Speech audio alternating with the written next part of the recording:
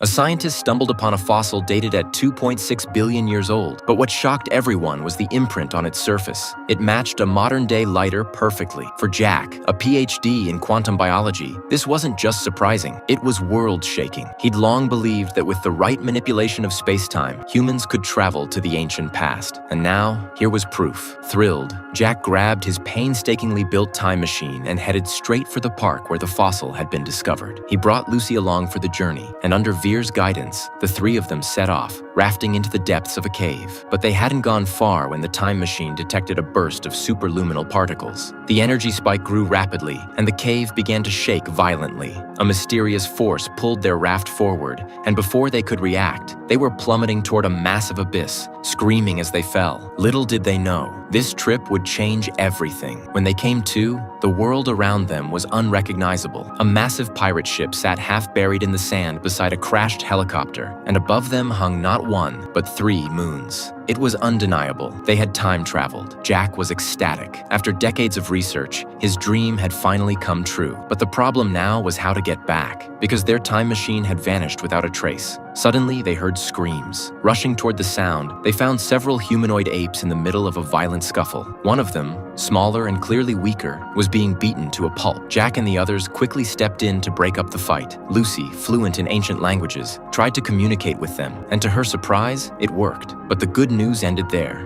They soon realized that the little ape was a lecherous creep who had tried to take advantage of the situation and then make a run for it. Furious, the group gave chase. But in the chaos, everyone, human and ape, tumbled into a hidden pit. They found themselves in a strange underground cave, surrounded by piles of bones. The ominous setting set off alarm bells. Just as they were about to leave, a sinister vine crept toward them. Before they could react, 4 massive tendrils wrapped around them, hoisting them high into the air. But Jack, always the quick thinker, kept his cool. He had a plan. He ordered everyone to lock hands and start swinging together mid-air. It almost worked, until a gaping blood-red mouth suddenly appeared from the darkness.